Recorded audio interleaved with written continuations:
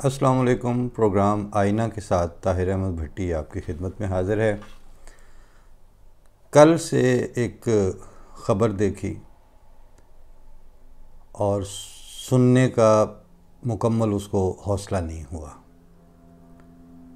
فیصل آباد میں ایک لڑکی کا رشتہ مانگا کسی نے۔ یہ اب ڈان میں بھی یہ تفصیل سے یہ خبر آ چکی ہے اور باقی بھی جگہوں پہ اور پرچہ شرچہ بھی ہو چکا ہے، لیکن اب اس لڑکی نے رشتے سے انکار کیا اور مدینہ اپنا یونیورسٹی ٹاؤن فیصل آباد کی رہائشی اور وہ جو شیخ صاحبان تھے جنہوں نے رشتہ مانگا ہوا تھا، انہوں نے بالجبر اس کو اور اس کے بھائی کو کڈنیپ کیا، زبردستی لے گئے، پھر اس کے ساتھ جبری طور پر دسترازی اور جو بھی کوششیں ہوتی ہیں اس طرح کی وہ کیں، اس کو ٹارچر کیا اور خبروں میں یہ لکھا ہوا تھا اس سے جوتے چٹوائے گئے۔ انسلٹ،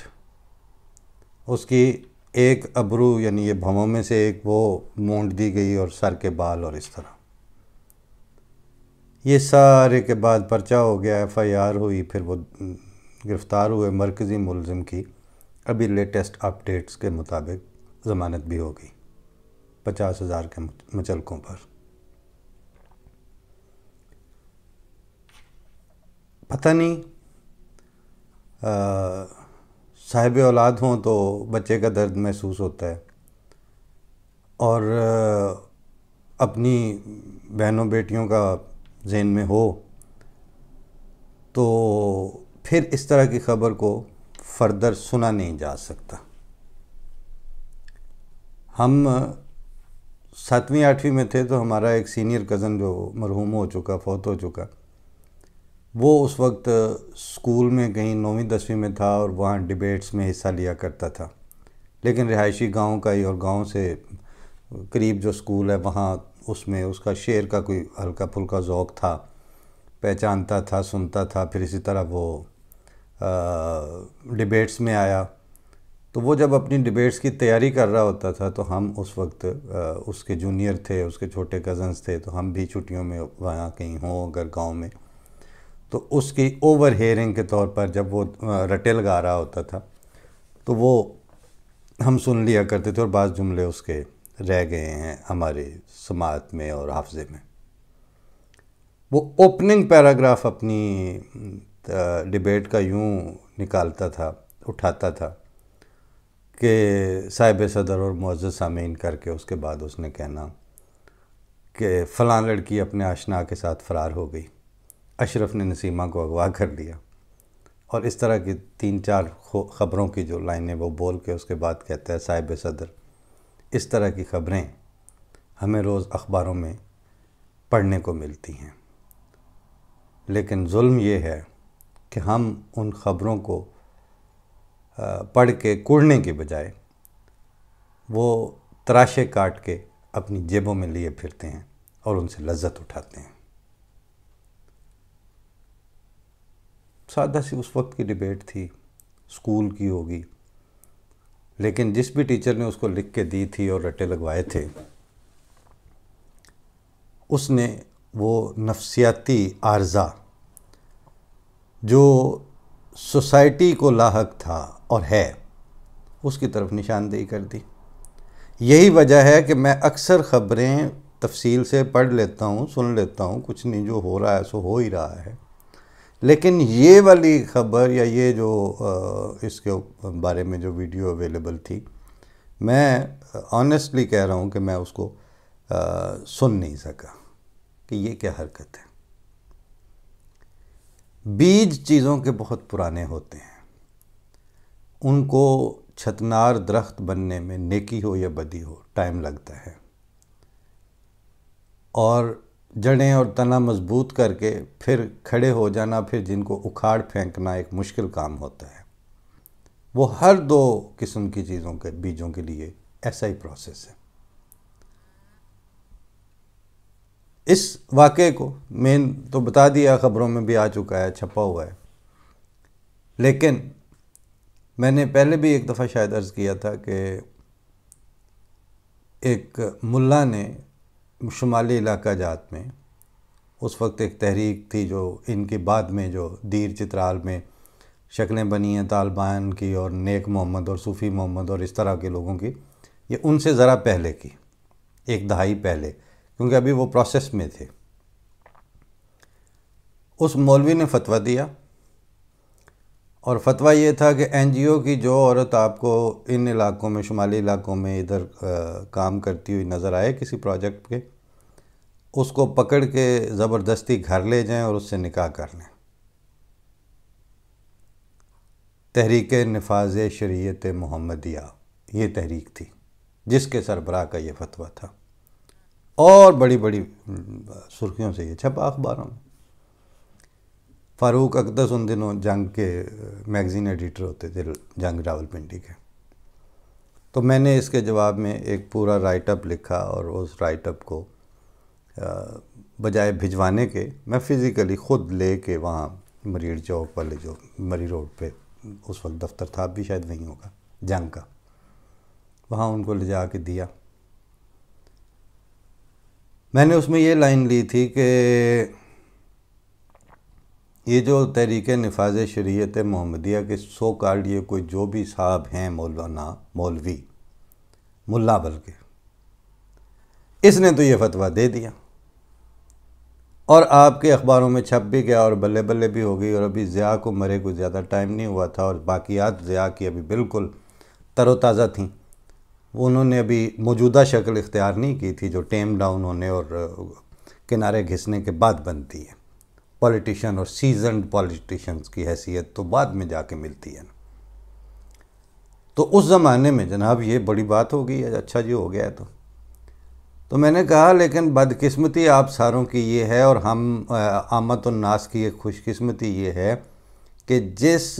ممبر اور جس شریعت کے نفاذ کی تحریک نفاذ شریعت محمدیہ کے یہ لوگ آج چیمپئن بن رہے ہیں، وہ محمد صلی اللہ علیہ وآلہ وسلم جو ہیں، وہ اس طرح کی جو ذہنی بددیانتیوں کے بالکل کراس دا کرنٹ، بالکل ڈایامیٹریکلی ڈیفرنٹ فرمان پہلے سے جاری کر چکے ہیں، فرما چکے ہیں، اور ان کے فرمان کے ہوتے ہوئے ان ملوانوں کی فتووں اور ان کے چھپے ہوئے ڈاکومنٹس اور ان کے ورڈکٹس اور ان کے تحریکوں اور ان کے جتھوں کی حیثیت کیا ہے، اور ہم کہاں ان کو ریٹ کر سکتے ہیں اور کوئی حیثیت کیوں دے سکتے ہیں؟ کیوں مجبور کیا جا رہا ہے عامت الناس کو کہ وہ ان ملوانوں کی بات کو ان ایگزیکٹ ایشوز کے اوپر جس پہ رسول اللہ صلی اللہ علیہ وسلم کا فرمان پہلے سے موجود ہو۔ رسول اللہ صلی اللہ علیہ وسلم نے نکاح کے انگریڈینٹس میں سے جو اجزائے ترکیبی ہیں نکاح کے، اس میں لڑکی عورت کے کنسنٹ کو ایک بنیادی جز، بنیادی بیسک انگریڈینٹ قرار دیا ہے، اور معین طور پر ایسا ہوا کہ جہاں رسول اللہ صلی اللہ علیہ وسلم کے پاس سے خاتون نے آ کے کہا، عرض کی کہ میرا باپ یا میرے گھر والے یا ولی جہاں پہ بھی شادی کرنا چاہتا ہے میں وہاں نہیں کرنا چاہتی، تو آپ صلی اللہ علیہ وسلم نے اس نکاح کو فسخ کروایا یا اس رشتے کا انکار کروایا، اور اس عورت کی پسند ناپسند اور اس کے اپنے مطالبے اور ادعا اور اپیل کے ساتھ رسول اللہ صلی اللہ علیہ وسلم کا سٹینڈ تھا، آپ اس کی سائڈ پہ کھڑے ہوئے تھے۔ آپ نے بدوی معاشرت یا میل شاونسٹ قسم کی اور میل ڈومینیشن والی اور عورت کو پراپرٹی سمجھ کے اس کے ہاتھ، کسی کے ہاتھ میں پکڑا دینے والے روایات کو پرے کا جتنی حیثیت نہیں دی۔ اس کے بعد جو شرعی نکاح ہے اس میں بہرحال کانسنٹ سارے فقہ مانتے ہیں کہ کانسنٹ کے بغیر نکاح باطل ہے، اس کی کوئی حیثیت نہیں ہے۔ تو میں نے اس میں یہ لکھا تھا کہ یہ فتویٰ چھپ جائے گا، چھپ چکا ہے، یہ مشہور ہو جائے گا، آپ لوگ بھی مر کھپ جائیں گے، یہ بھی مر کھپ جائیں گے، ہم بھی پتہ نہیں کہیں بڈھے کھوسٹ ہو چکے ہوں گے، اور ہماری جو جنریشنز آگے مختلف یونیورسٹیوں میں دنیا کے ممالک میں ہوں گی، وہ کسی کیفیٹیریا پہ کسی جگہ اپنے غیر مسلم انٹرنیشنل علمی اور پڑھے لکھے حلقوں میں گفتگو ہو رہی ہوگی، اسلام اور مائتھالوجی اور اپنا ریلیجس سورسز اور ماخذ کے اوپر، تو ان میں سے کوئی اس ملا کو، جس کو آپ نے یہ حیثیت دے کے فرنٹ پیجز کی زینت بنایا ہوا ہے، وہ اس وقت ان کو کوٹ کر کے یہ کہے گا کہ اسلام میں ایک میتھڈولوجی اور ایک وے آف میٹریمونی یہ بھی ہے جس کی اس ملوانے نے بات کی ہے، اور اس وقت 20-30 سال گزر چکے ہوئے ہوں گے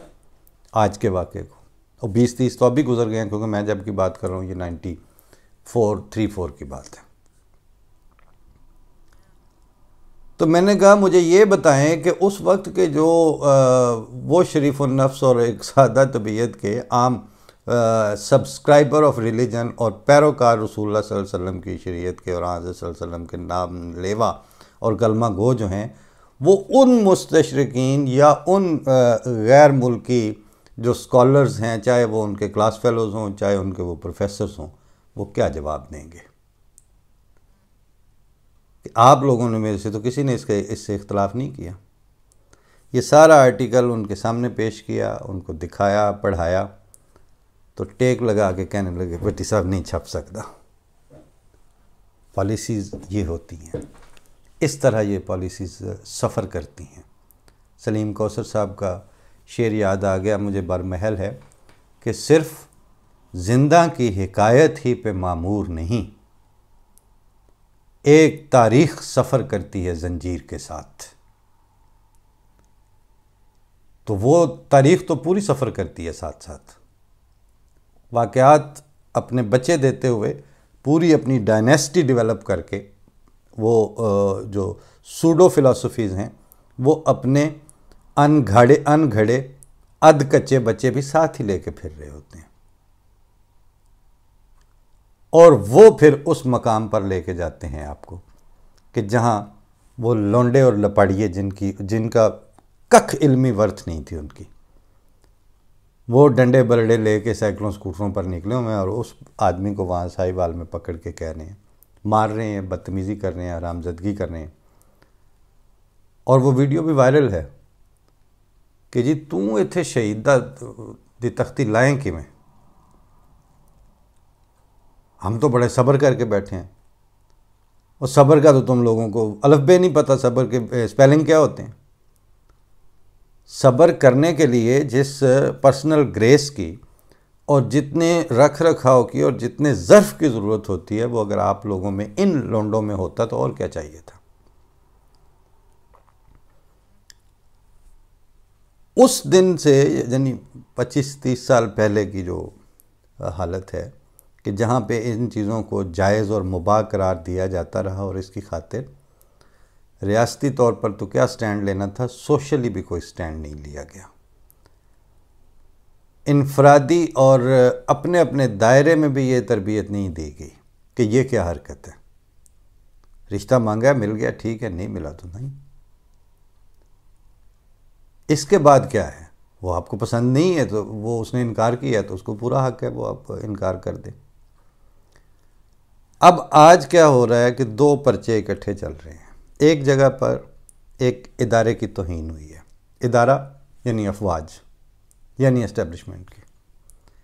اور اس بیان پہ توہین آمیز یا اس میں بغاوت باغیانہ بیان کے اوپر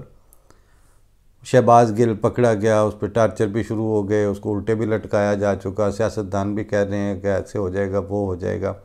سچی بات یہ ہے کہ پی ٹی آئی اور عمران خان کے ساتھ قطعاً کوئی ہمدردی اور محبت تو بعد کی بات ہے، مطلب اچھا بھی یعنی خدا واسطے کی بات یہ ہے کہ ان کے بعض باتیں نہیں اچھی لگتی تو پھر نہیں لگتی۔ میرے ایک 9th کلاس میں دوست تھا، اس نے کہا تھا کہ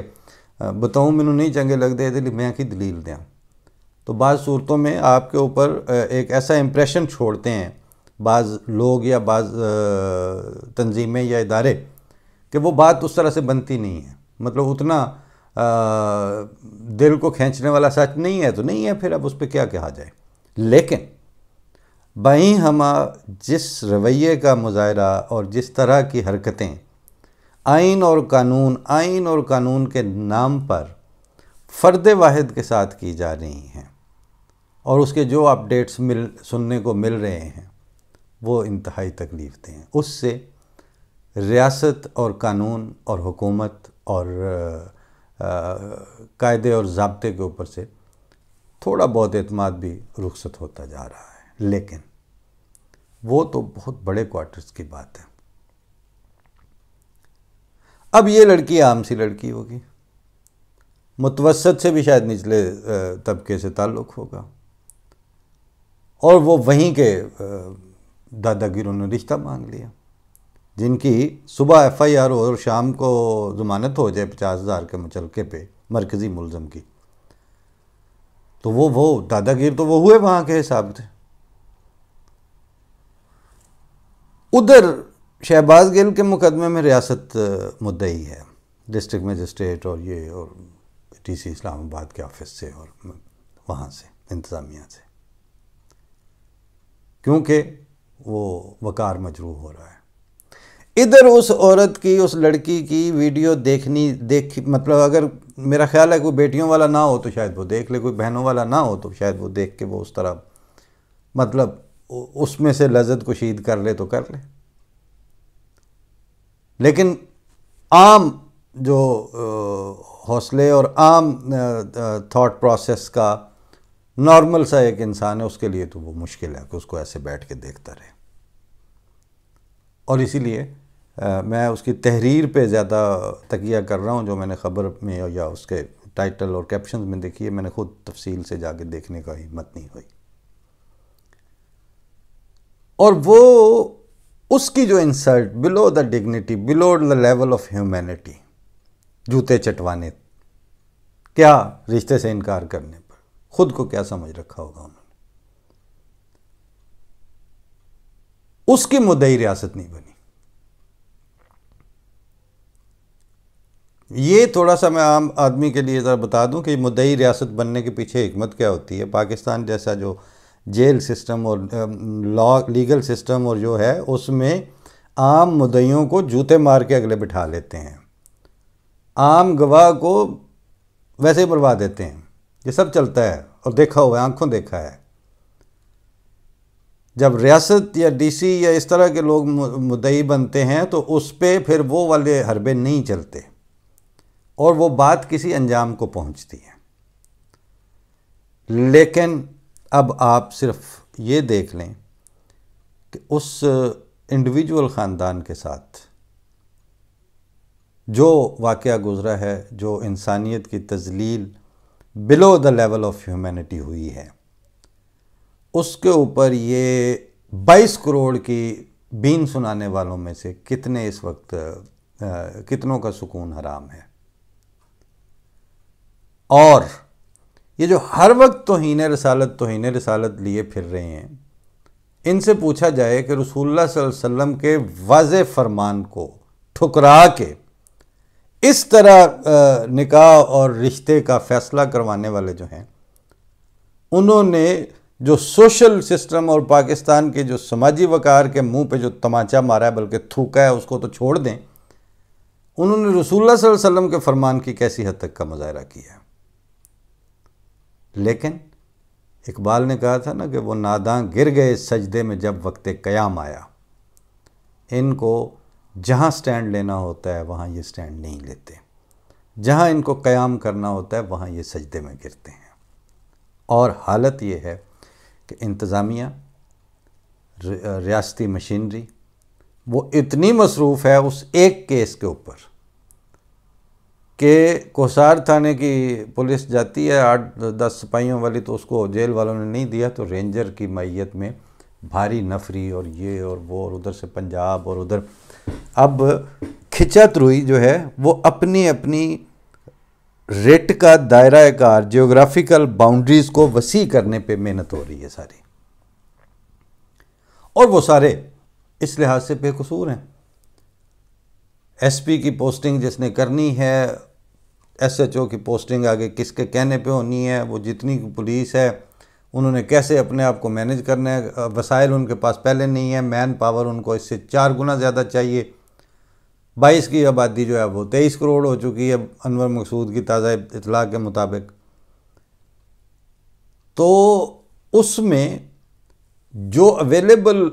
مشینری کے کل پرزے ہیں وہ سارے تو مصروف ہو جاتے ہیں وہ بڑوں کے وقار سنبھالنے کے لیے، اداروں کی پگڑیاں بچانے کے لیے، اور ریاست کے ریٹ اور حب الوطنی اور اینٹی غدار فضا کو بل جبر اسٹیبلش کرنے کے لیے۔ تو وہ جو آمنت الناس ہیں وہ کس کے کٹیاں بچیاں دے پیچھے جان گے؟ فضا یہ ہو تو دلوں میں نزاکتیں کیسی۔ وہ جو حضرت امام جماعت احمدیہ صاحبزادہ مرزا طاہر احمد خلیفۃ المسیح رابع، ان کی ایک نظم میں جو تھا نا کہ رفتہ رفتہ آزادی سے سب اہل وطن محروم ہوئے، آزاد کہاں وہ ملک جہاں قابض و سیاست پر ملا۔ ملا سیاست پہ قابض رہے گا، جھوٹ ایک دھڑے کا اگر کم نقصان دہ ہے تو وہ اپنا لیا جائے گا، دوسرے کا ذرا زیادہ نقصان دہ ہے یعنی اپنی ریٹ کے لیے تو اس کو ہٹا دیا جائے گا۔ سچ نہ اس طرف ہے نہ اس طرف ہے، نہ ہمدردی خلق ادھر ہے نہ ادھر ہے، اور عام آدمی کی عزت نفس جوتے کی نوک پہ ہے، اور ظلم کے لیے فضا سازگار ہے، اور وہ اپنے جگہ جگہ شاخسانے بھی دکھا رہی ہے۔ ادھر اگر یہ کہا جا رہا ہے کہ شہباز گل کو ننگا کر کے تشدد کیا گیا ہے، تو سندھ سے کسی نے پوسٹ لگائی ہوئی تھی کہ وہاں پر ایک نوجوان لڑکے کو حوالات میں پیچھے کپڑے سے باندھ کے ننگا کیا ہوا تھا۔ اس لڑکے کی تصویر سے اگر نادرا کے ریکارڈ سے اپنے وقت میں تو ہر چیز پہچان لی جاتی ہے نا، وہ لڑکا دریافت کر لیا جائے کہ کس حوالات میں اس کو اس طرح باندھا ہوا ہے اور کیوں ننگا کر کے کھڑا کیا ہوا ہے، تو شہباز گل کے لیول پہ بات جانی کوئی نہیں تھی۔ لیکن جب آپ نے ظلم ایک دفعہ حلال کر لیا اور سلیکٹڈ جسٹس اور سلیکٹڈ قانون کی عمل درآمد پر ہی آپ اکتفا کر گئے، تو پھر یہی ہوگا۔ اب جیسے کاشف عباسی کہتے ہیں آ کے مختلف اس میں کہ ایسے ہو رہا ہے تو یہ ہو رہا ہے تو یہ فاشزم ہے، تو وہ فاشزم کبھی چاچیاں دا تو کبھی بابیاں دا، مگر سب سے زیادہ جو اس وقت ایٹ سٹیک ہے وہ عام آدمی ہے۔ اور جاتے جاتے میں وہ اقبال مہدی ایک بڑے مصور ہیں، ان کے ساتھ عبید اللہ علیم کا ایک مکالمہ ہوا، ہم اکٹھے کھانے پہ تھے، تو وہ بار بار کہہ رہے تھے علیم صاحب کو کہ میں تو ایک تیسرے درجے کا مصور بن کے رہ گیا، اپنے جیسے وہ ان کو ایز اے آرٹسٹ اپنی کم ریکگنیشن کا دورہ پڑا ہوا تھا، وہ بات کرتے جا رہے تھے بار بار یہی فکرہ۔ جب دوسری تیسری دفعہ کہا کہ علیم بھائی میں ایک تیسرے درجے کا مصور، علیم صاحب نے کہا حوصلہ رکھو، تم ایک چوتھے درجے کی سوسائٹی میں تیسرے درجے کے مصور ہو۔ تو بات یہ ہے کہ ربوہ کے اڈے پہ دن دہاڑے اس طرح کی بربریت کا مظاہرہ کرنے والی چوتھے درجے کی سوسائٹی ہے جس کو خود کہیں امن نصیب نہیں ہے، اور اب یہ پچھلی 30-40 سال کی بد دعاؤں کا ضلع وار، تحصیل وار اور شہر شہر، فیڈرل کیپٹل اور پروونشل کیپٹلز، ہر جگہ پہ اس کا مصداق بنتی چلی جا رہی ہے۔ ایسے میں ہم یہ سمجھتے ہیں کہ واقعی وہ جو فرمایا گیا تھا کہ جماعت احمدیہ کا تو ایک مولا ہے، لیکن تمہارا کوئی مولا نہیں ہے۔ ہم اپنا بندہ جان سے گنوا کے، ویسے تو نہیں کہنا چاہیے کہ میں مطلب جو شہید ہیں وہ تو پھر خدا کی راہ میں ہیں، ان کو تو مردہ مت کہو، لیکن وہ جان چلی بھی گئی تو احساس عدم تحفظ کوئی نہیں ہے۔ آپ کے وجود اور کلبوت میں جان موجود بھی ہے اور آپ سارے اس وقت عدم تحفظ کا شکار ہیں۔ تو یہ جو فرق ہے اس کو ہمیں خود بھی مضبوطی سے قائم رکھنا ہے، اور اللہ تعالیٰ سے دعا ہے کہ یہ جو دوسرا طبقہ ہے جن کے اوپر اب وہ لعنت بن کر اور عذاب بن کر ظلم اور بربریت جگہ جگہ مسلط بھی ہو رہی ہے اور کھل کھیل بھی رہی ہے، ادنا نچلے طبقے سے عام شہری سے لے کے فیصل آباد کی اس مظلوم لڑکی سے لے کے تو وہ جو کل تک صاحب اقتدار اور یہ شہباز گل لیول تک، آئین اور قانون کی عملداری اور حکمرانی کسی کو نصیب نہیں۔ ایسے میں پھر چوہے محمد علی صاحب کے وہ شعر ہی یاد آتا ہے جو پاکستان بھر کے شعراء اور حبیب جالب سمیت بیٹھے ہوئے تھے تو ان کو ایڈریس کر کے چوہے صاحب نے یہ سنایا تھا کہ کس کے عاشق ہیں اس بے امان شہر میں، خیمہ زن آگ کے درمیان شہر میں، کون ہے وجہ تسکین جاں شہر میں، کس کا سکہ ہے اب بھی رواں شہر میں۔ اور ایک لائن اس میں یہ بھی تھی کہ کس کا دستے دعا شہر کی ڈھال ہے، اور یہی میں آج عرض کرنا چاہ رہا تھا۔ بنیادی طور پر میرے پروگرام کا تھیم یہی شعر تھا کہ کس کا دستے دعا شہر کی ڈھال ہے، کس کے سجدوں کے ہیں صاحباں شہر میں۔ اللہ تعالیٰ یہ سجدوں کے صاحباں نصیب رکھے۔ زمین تمہارا کچھ نہیں بگاڑ سکتی اگر آسمان سے تمہارا پختہ تعلق ہو۔ فی امان اللہ۔ اللہ تعالیٰ ان مظلوموں کے بھی درد کی درمان کے سامان پیدا فرمائے۔ دکھ ہوتا ہے جہاں کوئی دل ٹوٹا یوں لگا مجھ کو کرۂ روشنی ہی ٹوٹ گیا۔ اتنی تذلیل، وہ بھی صنف نازک عورت کی، وہ بھی اسلام کے ٹھیکیداروں کے ملک میں، واقعتاً یعنی الفاظ کم پڑ جاتے ہیں۔ اللہ تعالیٰ ان کے لیے خود کوئی سامان کرے۔ فی امان اللہ۔ السلام علیکم۔